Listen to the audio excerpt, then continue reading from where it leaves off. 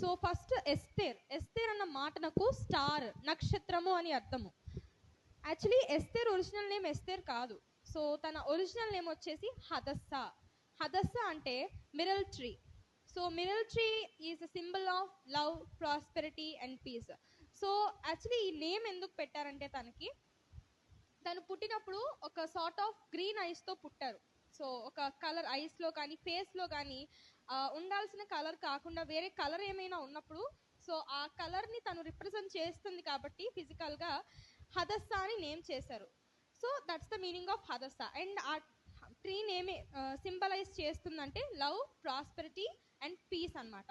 So అయితే ఒకసారి మనం బైబిల్స్ ఓపెన్ చేసినప్పుడు ఎస్తేర్ గ్రంథము 2వ అధ్యాయము 7వ వచనంలో మనం చూసినప్పుడు, తన పినతండ్రి కుమార్తె అయిన హదస్సా అను ఎస్తేరు తల్లిదండ్రులు లేనిదై ఉండగా అతడు ఆమెను పెంచుకొనెను. ఆమె అందమైన రూపమును సుందర ముఖము గలదై ఉండెను. ఆమె తల్లిదండ్రుల మరణం పొందిన తర్వాత మొర్దెకై తన కుమార్తెగా స్వీకరించెను. సో ఎస్తేర్ ఏంటి అంటే తన చిన్నప్పుడే తన పేరెంట్స్ చనిపోవడం జరిగింది. సో ఎస్తేర్ వాళ్ళ డాడీ పేరు ఏంటి అంటే అబిహేల్. సో ఈయన యొక్క తమ్ముడు మొర్దెకై అవుతారు. సో ఆయన ఆమెని పెంచుకున్నారు. తల్లిదండ్రులు చనిపోయిన తర్వాత ఆయన ఆమెను స్వీకరించి ఆయన పెంచుకోవడం జరిగిందనమాట. సో అయితే నేను అసలు ఎస్తేర్ గ్రంథం మనందరికీ తెలుసు కాబట్టి so I'm not going deep and deep. So I'm just telling what is the prominence of her. So ఎస్తేర్ని మనం చూసినప్పుడు ఎస్తేర్ చాలా కరేజ్. సో ఎందుకు కరేజ్ అంటే తన లైఫ్ని పణంగా పెట్టి తన జనులను రక్షించుకుంది.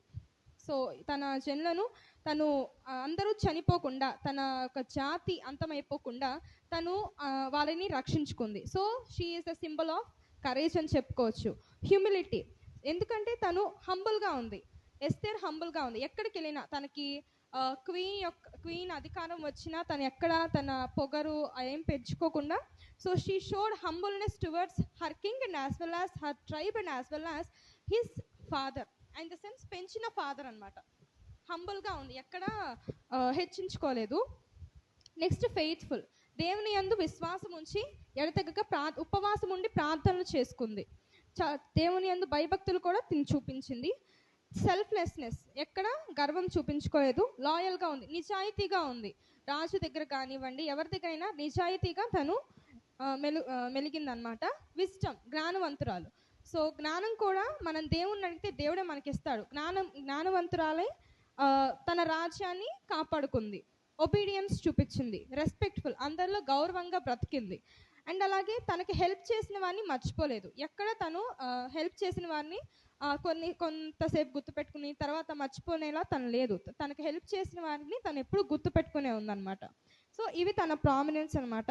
అండ్ తనలో నెగిటివ్స్ ఏమైనా ఉంటే తనలో నెగిటివ్స్ ఏం కనిపించలేదు నాకు నేను వెళ్ళినప్పుడు. కానీ ఫస్ట్లో స్టార్టింగ్లో చూస్తే తను కొంచెం భయస్తురాలు, కానీ పోను దేవునికి దగ్గరైంది కాబట్టి తనలో ఉన్న భయం కూడా పోయిందనమాట. సో ఇది అన్నమాట తన ప్రామినెన్స్.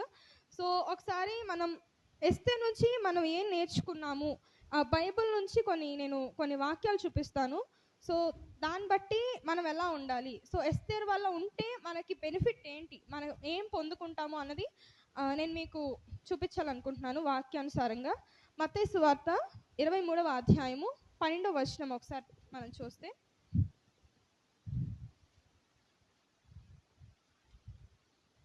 మత్తయి సువార్త 23వ అధ్యాయము 12వ వచనం.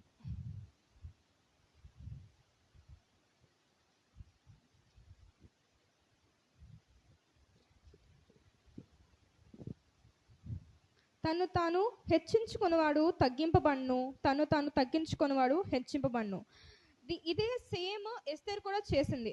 తను తగ్గించుకుంది. అందరి ముందు తను దీనురాల్లాగా బ్రతికింది. తను ఎక్కడ నేను గ్రేట్, నాకు విజ్డమ్ ఉంది, నాకు అది ఉంది, నాకు ఇది ఉంది, నేను చాలా అందంగా ఉన్నాను, నేను అలా ఉన్నాను, నేను ఇలా ఉన్నాను, తను ఎక్కడ తన యొక్క ప్రామినెన్స్ని ఎక్కడ ఇది చేసుకోలేదు.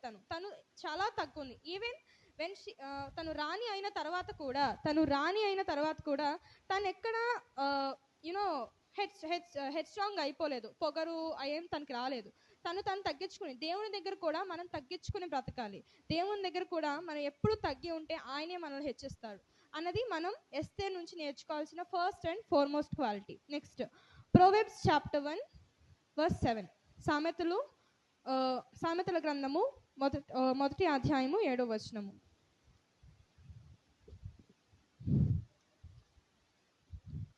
యెహోవా యందు భయభక్తులు కలిగి ఉండుట తెలివికి మూలము.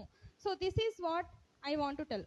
యాజ్ మనం యంగ్ ఏజ్లో ఉన్నాం కాబట్టి, అడల్ట్ ఏజ్లో యూత్ ఏజ్లో ఉన్నాం కాబట్టి, so we all pray for జ్ఞానం. విజ్డమ్ గురించి మనం ప్రే చేస్తూ ఉంటాం. దేవా నాకు ఎక్కువ మార్క్స్ రావాలి, దేవా నేను ఎక్కువ చదువుకోవాలి, చదువుని దయచేయండి, జ్ఞానం దయచేయండి, నాకు ఇది అర్థం కావట్లేదు, అది అర్థం కావట్లేదు.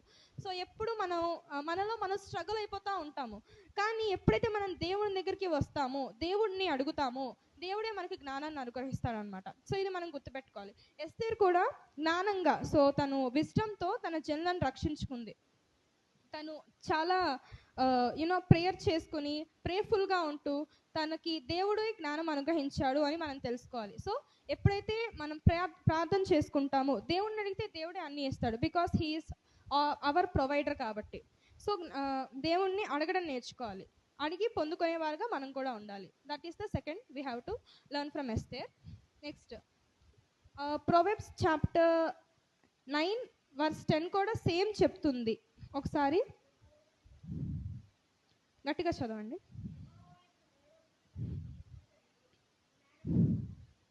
యెహోవా యందు భయభక్తులు కలిగి ఉంటే జ్ఞానమునకు మూలము, పరిశుద్ధ దేవుని గూర్చి తెలివి వివేచనకు ఆధారము.